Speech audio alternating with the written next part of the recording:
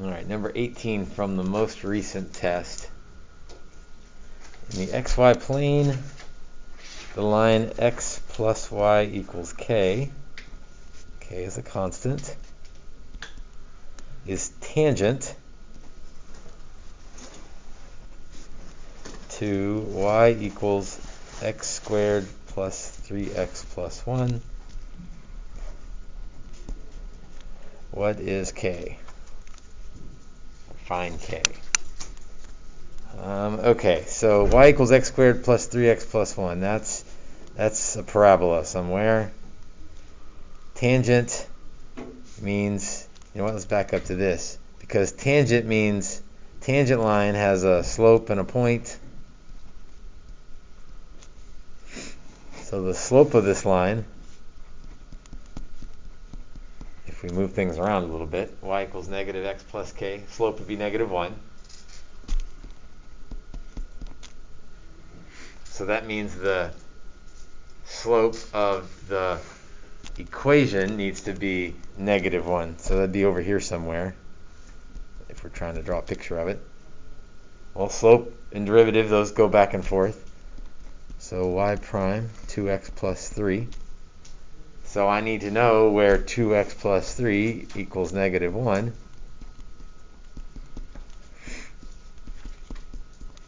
So x equals negative 2. So that tells me the x value for where this tangent line is happening. Because the slope of the tangent line is negative 1. That happens to the graph at x equals negative 2. All right, and what was the question here? What is the value of k? K is x plus y. Okay, I've got x, so I'm part of the way there. I don't know y, but I could get y from the graph, since I know what x is. So negative 2 squared plus 3 times 2 plus 1. So, thank you. 3 times negative 2. 4 minus 6 plus 1 would be negative 1. And then x plus y equals k. K equals x plus y. Well, x is negative 2. Y is negative 1. So k is negative 3, which was a. That was a long one. There's a lot of stuff going on in that one. But the big thing was, to get you started, was the slope of the line. You could match that to the derivative of the equation and then kind of head down that path. How did you get like x plus y equals k? Like how, is that just... That was given. Well, number 18, it starts with the line x plus y equals k.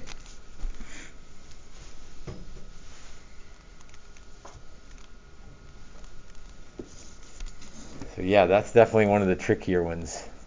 That's the type of question that separates the 4s from the 5s. Excuse me. Thank you. Other questions from the test? 19. Yes, 19. So the horizontal asymptotes, y equals 5 plus 2 to the x over 1 minus 2 to the x. So horizontal asymptotes, let's see, that's not vertical asymptotes. Vertical asymptotes is where the bottom's 0. Horizontal asymptotes, that would be things that happen when x goes to infinity. Or, on the other end, when x goes to negative infinity.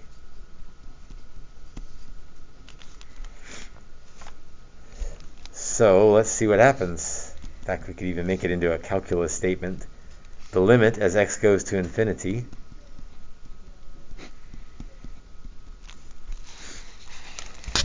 as x gets really, really big. Two ways to do this. One is to just think about it. When x gets really big, the 5 and the 1 don't really matter. right? Like, who cares if you got 2 to the x? 2 to the x over negative 2 to the x, that's going to be negative 1. So that's one way to do it, is just kind of think it through.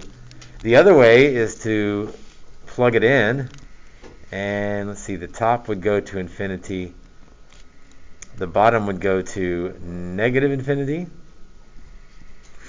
So this is L'Hopital's eligible here. So the derivative would be 2 to the x times natural log 2 over negative 2 to the x times natural log of 2. And then the 2 to the x's would cancel, the natural log 2's would cancel, and we'd get negative 1. So L'Hopital's, or just kind of reason through. It's not exactly top no, bottom O equal co, but it's kind of equal co, because they're very similar in their top and the bottom, the biggest power, the biggest term.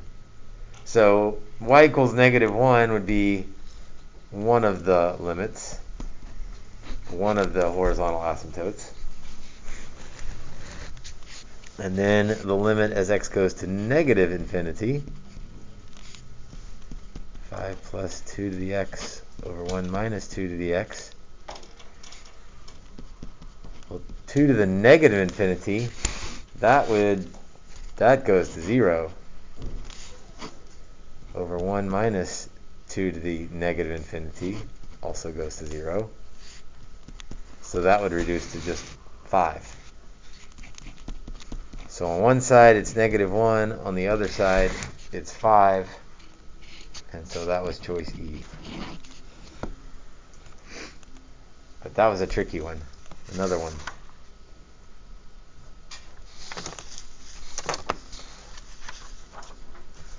Speaking of top no, bottom O equal co, on number 5,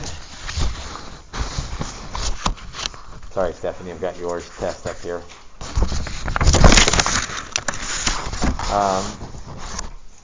So yes, those are equal co, but you can only use top no, bottom O equal co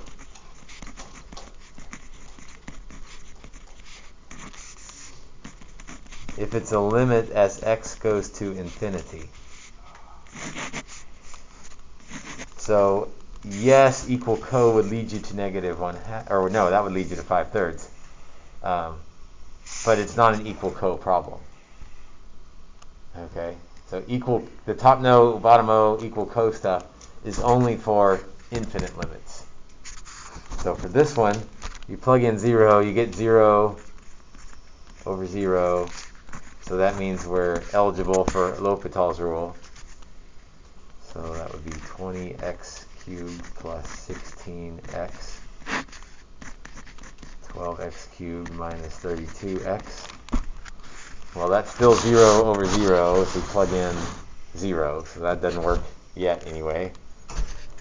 So we can try L'Hopital's again. 60x squared over 36x squared plus 16 and minus 32. Now if we plug in 0,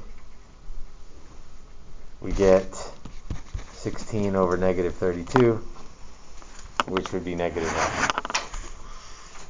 So a lot of people went down the top no, bottom O equal co route, but they should have never been on that train, because x going to 0 is not what you use that for. How can you tell when you need to do the derivatives? Because it seems there's a lot that you need to do the derivatives on. It's hard to tell when you need to do it, when you need to do something. So like L'Hopital's rule. When can you use L'Hopital's rule? When should you use L'Hopital? How can you tell if you should use derivatives or L'Hopital's rule? Well, I mean, derivatives is L'Hopital's rule. Yes, sir. So if you have, actually it doesn't matter if it doesn't matter what this is, it matters what the answer is. So top no, bottom O equal co, you got to be headed to infinity. For L'Hopital's, you either need to get 0 over 0 or infinity over infinity. If you get one of those cases, then you can use L'Hopital. If it's indeterminate, then use L'Hopital's rule. So first choice on limits is always plug it in and see if you can make sense of it. You usually can't because it's calculus. We want you to do something else. So maybe algebra, maybe L'Hopital's. Maybe top no, bottom O equal co.